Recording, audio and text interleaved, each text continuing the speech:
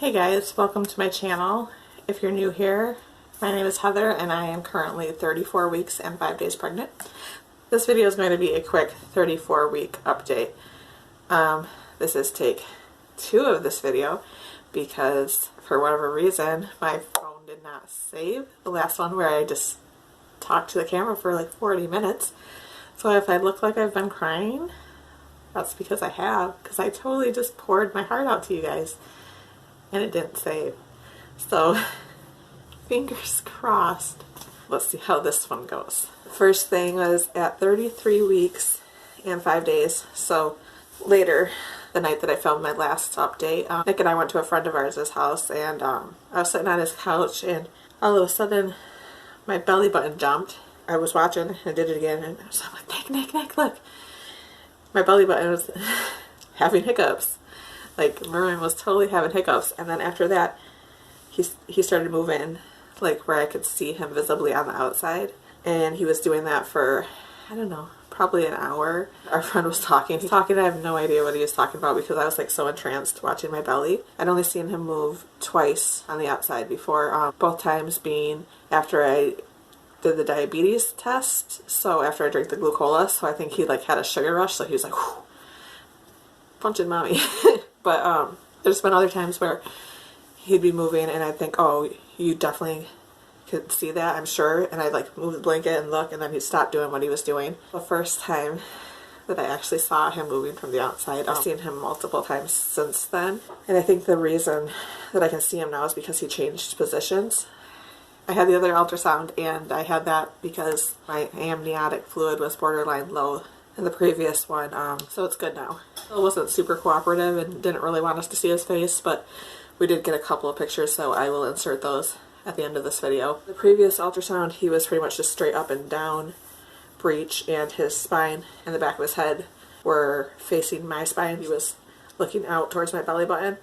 As of the last ultrasound, and I still think he's pretty much in the same position. His head was just to the left of my belly button, like pressing against the outside of my belly. I'm not feeling it right now, so he might have moved a little bit. And then his back curved around the other side of my belly button, also pressed against my belly. And then his booty is still the closest thing to my cervix, and his little feet's down here. So he's headed in the right direction. He's going to flip, because you have to. And you're a good boy. He is a good boy, and he's going to flip for mommy. Send me lots of baby flipping energy, please. I've had 2 non-stress tests the last time I filmed. The second one, he passed just fine, but he was not near as active as the first time. It surprised me because the time of day of the appointment isn't a time of day that I would normally feel him moving a lot. I usually feel him the most like in the early morning after I get up to eat, or if I wake up before I get up, and there are a lot of times right when I first wake up, he's moving a lot. And then like pretty much like clockwork between 9:30 and 10 o'clock at night, he's super active every night. So it doesn't surprise me that he's sleepy at that time of day. So the third one, he passed but barely. And like, I know he's okay. Like, I feel him moving often. But it's still scary, like when the test is not going how it's supposed to be. I'm not exactly sure what happened. Like, she said it sounded like there was a pocket of fluid in between him and the monitor that they attached to my belly. So it kept like going like,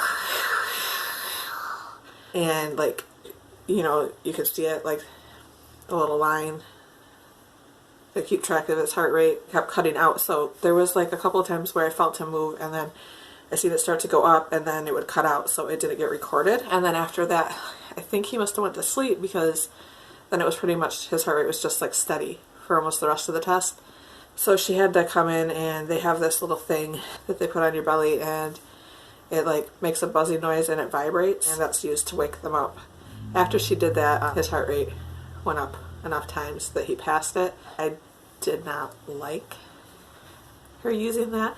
She did it twice. So both times that she did that thing on me, I felt him like really sharply jump, like it scared him. I don't like scaring my baby. I'm not a big fan of that, but at least he did pass the test then. I'm hoping next time that it will go smoother and he'll just pass on his own and he won't be sleeping. I don't know why the first time he was so awake. That makes it a lot funner.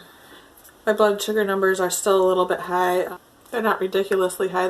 Most of them are in range, but some of them are a little bit high. I don't feel like they've really changed that much since the insulin started. So she had me up it to 20 and it didn't do much, so she had me up it to 30 last night. And today they've all been within range, so hopefully it stays that way and I won't have to up it anymore. I'm still at lower than they normally start people for my weight, so it's not a big deal, but I prefer to be on less if I can be on less. I talked previously about my weight gain in pregnancy and how it's been a lot, and I was hoping that keeping the diabetes in control would help with that, and it definitely has. I've only gained 2 pounds in the last 2 weeks, so I'm up to 205, and that's a total of 60 pounds. I really think that I was just gaining so much weight because of the diabetes, because I don't eat that bad. I was eating more carbs than before I was pregnant because they just felt better digestive wise. I eat very, very often, but I don't eat that much at a time. I didn't feel like I was eating enough or like I was eating that bad to where I should have gained as much as I did. And I don't feel like I'm eating much less now. I'm just really watching my carb intake. I'm really happy with that. Symptom wise, I'm just in so much pain, you guys. I'd mentioned the back pain and the hip pain. It's gotten really, really bad. I want to say if I do too much, but it's basically if I do anything. Just sitting up filming this, I will probably have some significant pain after. My OB recommended that I get a belly band. They wrap around your back and under your belly, and they help support your back and put more support on the belly. He said to put it on laying down, because when you put it on when you're standing up, your belly is already down, so it doesn't really do much, but when you put it on when you're laying down, you can lift your belly and it helps hold it up. I think when I get my check at the beginning of the month, I'm going to get one of those. I don't think they're very expensive, and even though I don't have a lot of time left, I think it's worth the investment because I'm having so much pain. Okay, so the other thing is I've been feeling very overwhelmed. I've been having very strong mixed emotions. I'm feeling very overwhelmed, like I have too much to do before he gets here, and I don't necessarily have the energy to do it all. I've been trying to get like 1 or 2 things done most days to try and keep the overwhelm at bay. When I get overwhelmed like that, I get panicky. When I get panicky, then I don't sleep, so then I have less energy, and it's kind of this cycle. It's not helpful. I've also been a lot of mixed emotions, especially when I have the ultrasounds and I can actually see him. It makes it more real that he's going to be here soon. I'm going to have a baby. I'm going to have a kid. I feel simultaneously really excited to meet him and very sad and scared. I feel so grateful that he's come to me and that I get to be his mom. And like, I've waited 20 years for him. Literally, I was 18 when I first started trying to get pregnant, and I was 38 when I got pregnant with him. So he's my little miracle baby, and it's really exciting that like he's going to be here soon. And I get to see, like, will he have red hair or not, or will he have my curls or not? Like, will he have his dad's giant hands or my little teeny tiny ones? Or it's like really exciting, and I get to actually meet him and know who he is. Like I know him, but I don't know him like in the real world, you know. So that's really exciting. But I also feel really sad. Again, I waited 20 years for him. I waited 20 years to become pregnant. When you're dealing with infertility, you're so focused on becoming pregnant. It's like, you know, not only did I wait 20 years to have a kid, like I waited 20 years to be pregnant, to experience pregnancy, and I don't feel ready for that to end yet. I know I still have like 4 weeks. It's going really fast. I was not at all prepared for how quick this pregnancy was going to go. I'm not sure, you know, if I will have any more children. There's a good chance that he's it for me, and if that's the case, then like I will just be done being pregnant forever. And like, as hard as being pregnant is, and it is hard, there's a lot of things to not like about being pregnant, but I love it. And I was watching the show Sex Ed on Netflix, and there's a scene where the main character Otis is arguing with his mom Jean, and he says something along the lines of, it's like, you think I'm a part of you, and she says, you are a part of me, and he's like, no, I'm not. Right now, our man is very much his own individual, unique self, but he's also very much a part of me. He goes wherever I go, he does whatever I do, he eats what I eat, he's a part of me. And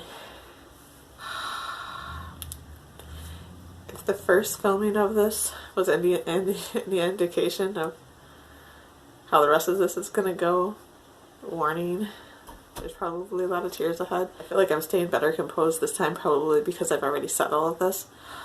But when he's born, when he's here, then he's a completely separate person from me. And I don't really feel ready for that. Like, I like him being a part of me. It's not an easy thing to explain, I don't think. I'm sure there's a lot of women that understand what I'm talking about. I like feeling him move inside of me. I like how close I feel to him. I also just like my belly. Like, I'm not a big fan of a lot of the changes in my body. I'm not a fan of the weight gain, obviously, and I'm not a fan of the big boobs. Like, I know a lot of women, that's something they look forward to when they're pregnant, is the increase in breast size, but there was nothing wrong with the size of my breasts to begin with. And they're just like out of control, you guys, like out of control. Like, I seriously have conversations with my boobs, and I'm like, chill out, guys, like, you are plenty big enough to feed a baby. But I swear it's like they're jealous of the belly or something, and like treating it like it's a competition. If the belly grows, they gotta grow more. They're ridiculous and out of control. So like, I'm not a big fan of all of that. I'm not a fan of being nauseous. I'm not a fan of, you know, the extra added pain. It's hard, but I love my belly. I love having him in here, and I'm not ready to be done being pregnant. Who knows, maybe I will have another kid. I don't know, but the thought of this being it is sad. And yeah, okay, fears. Like, I have a lot of anxiety, a lot of fears. I think some of them are probably pretty irrational, and some of them are valid, and a lot of them I'm sure most, if not all, moms feel at some point, and some of them are specific to my situation. But yeah, there's a lot of fear. You know, there's birth. Nick had asked me if I feel scared about the pain, and I do, but it scares me more that I might run out of energy, or, you know, they don't want you to eat. Something will go haywire with my blood sugar, or not being able to eat will make me run out of energy. Like, I'm gonna have to eat. I don't know how that's gonna go, but like, pain is pain, and either I will deal with it well or I won't. Either way, it'll end. But I have like the extra added illness things, and those scare me a lot more. I don't want something to happen to him, and I don't want something to happen to me. I don't know how my body's going to react. I have no idea. Every woman experiences labor different. But yeah, the illness aspect scares me. And then I have fears about my ability to be a mom. I feel like when I was younger and I was trying to get pregnant, I was a lot more confident in my ability to be a mom. A lot of life has happened since then. A lot of things that have caused me to not only question my worth, but like whether or not I'm a good person, or my ability to handle life in general. Working through a lot of these things, like, I have an understanding of why a lot of things happened in my life, and why I behaved in a lot of unhealthy and sometimes hurtful ways. There's things that I've done in my life where they didn't feel in line with who I am. you know, who I truly am. And when you're going through a lot of trauma and abuse, like, tend to blame yourself for everything and to see yourself as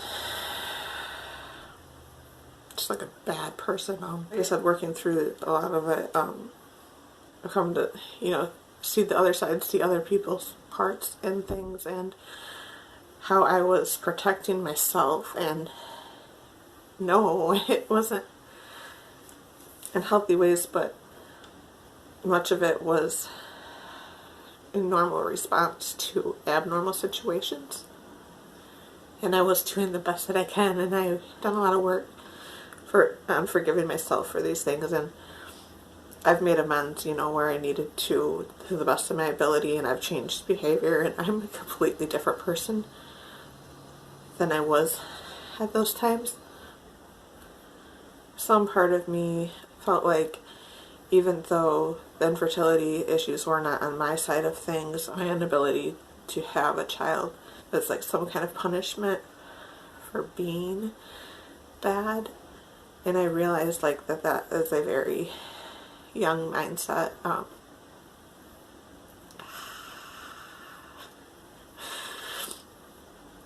And I've done a lot of work there, but obviously I still have work to do. It's still hard for me to forgive myself for some of those things, and it's hard for me to not feel scared that, like, maybe I don't deserve him, and I don't deserve to be a mom, and that's not true. It's absolutely not true. I do, but, you know, the fear remains. And on top of that, I don't have a lot of baby experience. All of the experience that I have is with girls, and most of that is about 10 years ago. When people are dealing with infertility, some people like want to latch on to other people's babies and spend as much time with other people's babies as they can because they can't have their own, and that's how they cope with it. I went the other way. Other than my nieces, it was too painful for me to be around people's babies, so I avoided that a lot. I also have, like, one of the ways that my anxiety comes out is I don't like to be observed. I don't like people to watch me doing things, and that comes out really strongly with parents watching me with their children, again with the exception of my sister and my nieces. It's hard to explain. Like I said, that is a major way that my anxiety comes out. I do not like to be observed, period. But there's some way with the kids and their parents where I feel like it has to do with sexual abuse that I experienced as a child. I don't really know how to explain that because I don't fully understand it yet.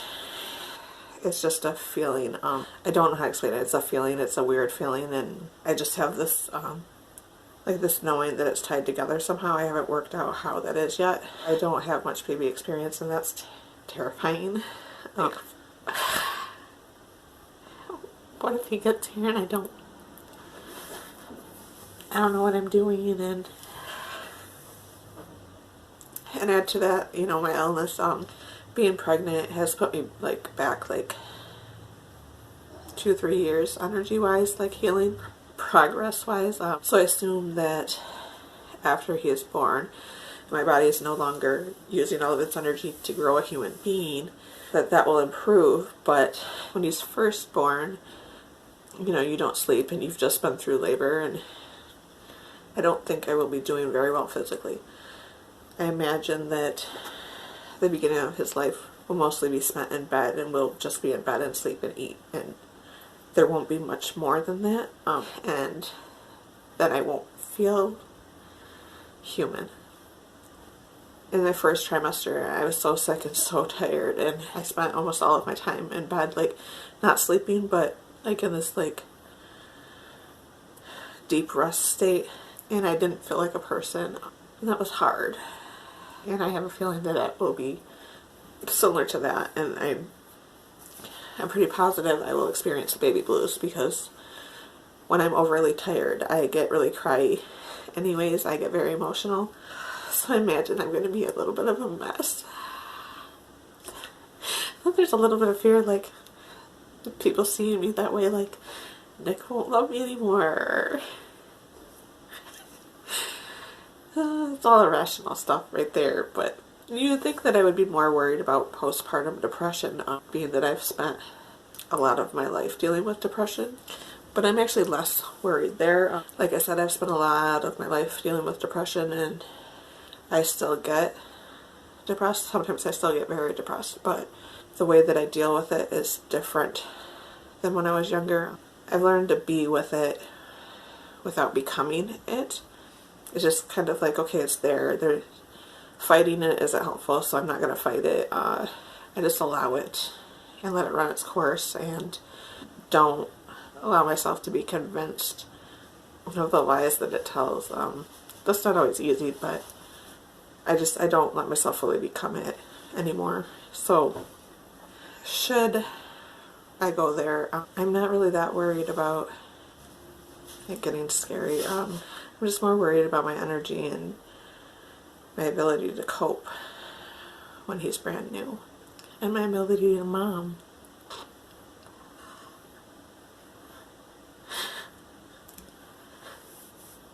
Like, people with disability raise kids all the time, so I will figure it out. It just won't look the way that other people's.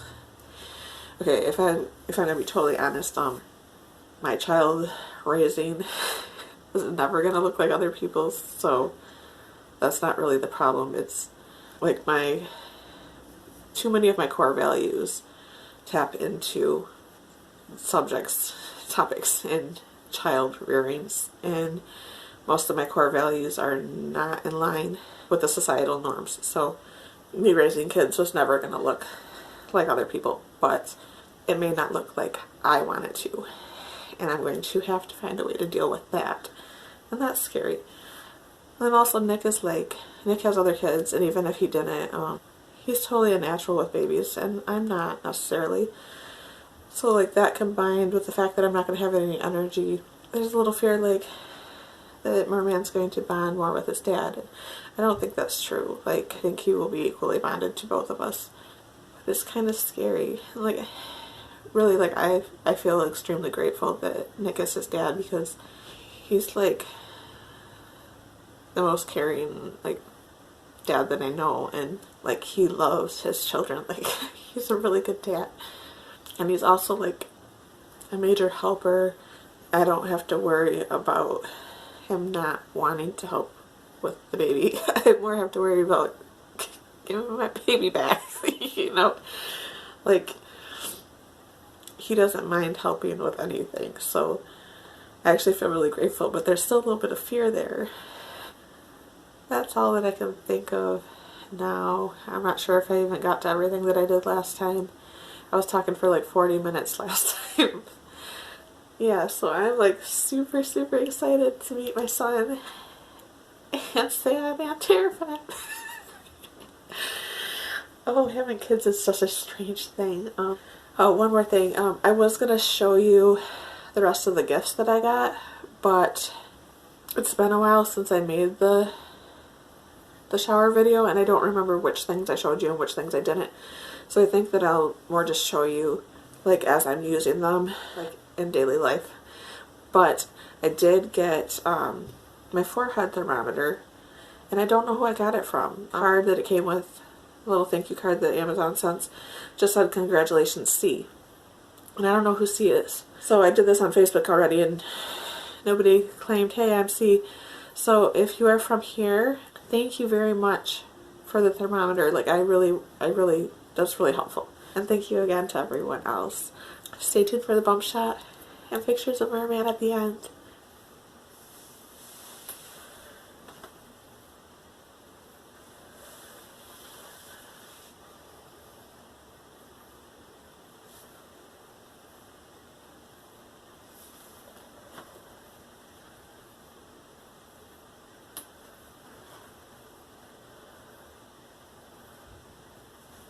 As always, thanks for watching.